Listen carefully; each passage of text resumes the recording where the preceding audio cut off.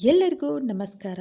ಇವತ್ತು ತುಂಬಾ ಹೆಲ್ದಿಯಾಗಿರುವಂತಹ ಹಾಗೆ ನಮ್ಮ ಮೂಳೆಗಳಿಗೆ ತುಂಬಾ ಶಕ್ತಿ ಕೊಡುವಂತಹ ಒಂದು ಪ್ರೋಟೀನ್ ಪೌಡರ್ ರೆಸಿಪಿನ ನಾನು ನಿಮ್ಮೊಂದಿಗೆ ಶೇರ್ ಮಾಡ್ಕೋಬೇಕು ಅಂತ ಬಂದಿದ್ದೀನಿ.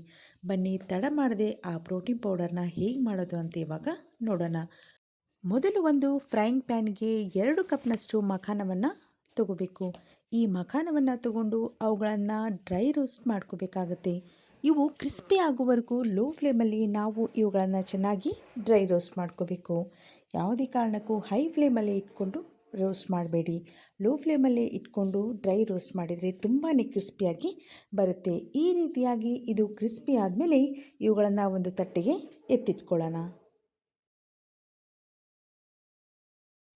ನಂತರ ಇವಾಗ ಅದೇ ಪ್ಯಾನ್ಗೆ 1 ಕಪ್ನಷ್ಟು ಬಾದಾಮಿ ಹಾಗೆ 4 ಉತ್ತತ್ತಿಯನ್ನು ಅದರ ಬೀಜವನ್ನು ತೆಗೆದು ಸೇರಿಸ್ಕೋಬೇಕಾಗುತ್ತೆ. ಇವುಗಳನ್ನು ಕೂಡ ಸ್ವಲ್ಪ ಕ್ರಿಸ್ಪಿ ಆಗುವವರೆಗೂ ಚೆನ್ನಾಗಿ ನಾವು ಫ್ರೈ ಮಾಡ್ಕೋಬೇಕಾಗತ್ತೆ. ಇವುಗಳನ್ನು ಕೂಡ ಚೆನ್ನಾಗಿ ನಾವು ಫ್ರೈ ಮಾಡ್ಕೊಂಡ್ಮೇಲೆ ಇವುಗಳನ್ನು ಕೂಡ ಅದೇ ತಟ್ಟೆಗೆ ಹಾಕಿ ಎತ್ತಿಟ್ಕೋಬೇಕಾಗತ್ತೆ. ಅದೇ ಪ್ಯಾನ್ಗೆ ಇವಾಗ 2 ಟೇಬಲ್ ಸ್ಪೂನಷ್ಟು ಅಗಸೆ ಬೀಜ ಹಾಗೆ 2 ಟೇಬಲ್ ಸ್ಪೂನಷ್ಟು ಎಳ್ಳು ಹಾಗೆ 2 ಟೇಬಲ್ ಸ್ಪೂನಷ್ಟು ಗಸಗಸೆ ಹಾಗೆ 1 ಇಂಚಿನಷ್ಟು ಒಣಶುಂಠಿಯನ್ನು ಸೇರಿಸ್ಕೊಂಡು ಇವುಗಳು ಚಟಪಟ ಅಂತ ಸಿಡಿಯೋವರೆಗೂ ಇವುಗಳನ್ನು ಕೂಡ ಡ್ರೈ ರೋಸ್ಟ್ ಮಾಡ್ಕೋಬೇಕು. ಇವುಗಳನ್ನು ಕೂಡ ಲೋ ಫ್ಲೇಮಲ್ಲೇ ಇಟ್ಕೊಂಡು ನೀವು ಚೆನ್ನಾಗಿ ಡ್ರೈ ರೋಸ್ಟ್ ಮಾಡ್ಕೋಬೇಕಾಗುತ್ತೆ. ಇವಾಗ ಇವುಗಳನ್ನು ಕೂಡ ಅದೇ ತಟ್ಟೆಗೆ ನಾನು ಹಾಕ್ಕೊಂಡಿದ್ದೀನಿ. ಇವೆಲ್ಲವನ್ನು ನಾವು ಚೆನ್ನಾಗಿ ಒಂದ್ಸಲ ಮಿಕ್ಸ್ ಮಾಡ್ಕೋಬೇಕಾಗತ್ತೆ. ಇವುಗಳನ್ನು ಚೆನ್ನಾಗಿ ಮಿಕ್ಸ್ ಮಾಡಿಕೊಂಡು ಇವು ಸಂಪೂರ್ಣವಾಗಿ ತಣ್ಣಗಾಗುವವರೆಗೂ ಹಾಗೆ ಬಿಡಬೇಕು. ಇವು ಸಂಪೂರ್ಣವಾಗಿ ತಣ್ಣಗಾದ ಮೇಲೆ ಒಂದು ಮಿಕ್ಸರ್ ಜಾರ್ಗೆ ಸೇರಿಸ್ಕೊಂಡು ಇದನ್ನು ನುಣ್ಣಗೆ ನಾವು ಪುಡಿ ಮಾಡ್ಕೋಬೇಕಾಗತ್ತೆ. ಈ ರೀತಿಯಾಗಿ ಇದು ಸ್ವಲ್ಪ ಪುಡಿ ಆದಮೇಲೆ ಇದಕ್ಕೆ 1 ರಿಂದ 2 ಟೇಬಲ್ ಸ್ಪೂನಷ್ಟು ಕಲ್ಲು ಸಕ್ಕರೆಯನ್ನು ಕೂಡ ಸೇರಿಸ್ಕೊಂಡು ಇದನ್ನು ನುಣ್ಣಗೆ ಪುಡಿ ಮಾಡ್ಕೊಳ್ಳಿ.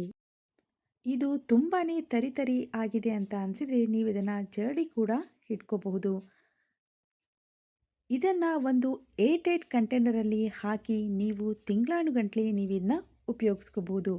ಚಿಕ್ಕ ಮಕ್ಕಳಿಂದ ಹಿಡಿದು ಎಲ್ಲ ವಯೋಮಾನದವರೆಗೂ ಇದು ತುಂಬಾ ಉಪಯೋಗವಾಗುವಂತಹ ಒಂದು ಪ್ರೋಟೀನ್ ಪೌಡರ್ ಅಂತಾನೆ ಹೇಳಬಹುದು. ಇವಾಗ ಇದನ್ನು ಉಪಯೋಗಿಸ್ಕೊಂಡು ಯಾವ ರೀತಿಯಾದಂಥ ಒಂದು ಹೆಲ್ದಿಯಾದ ಡ್ರಿಂಕ್ ಮಾಡೋದು ಅಂತ ನೋಡೋಣ. ಮೊದಲು ಒಂದು ಪಾತ್ರೆಗೆ 1 ಕಪ್ನಷ್ಟು ಹಾಲನ್ನು ಸೇರಿಸ್ಕೊಂಡು ಅದು ಸ್ವಲ್ಪ ಬಿಸಿ ಆದಮೇಲೆ ಇದಕ್ಕೆ 1 ಟೇಬಲ್ ಸ್ಪೂನಷ್ಟು ಈ ಪ್ರೋಟೀನ್ ಪೌಡರ್ನ ಸೇರಿಸ್ಕೋಬೇಕು. ಈ ರೀತಿಯಾಗಿ ಪ್ರೋಟೀನ್ ಪೌಡರ್ನ ಸೇರಿಸ್ಕೊಂಡ ನಂತರ ಅದನ್ನು ಚೆನ್ನಾಗಿ ಮಿಕ್ಸ್ ಮಾಡಿಕೊಂಡು ಅದು ಕುದಿಯೋಕೆ ಬರೋವರೆಗೂ ಅದನ್ನು ಬಿಡಬೇಕಾಗತ್ತೆ.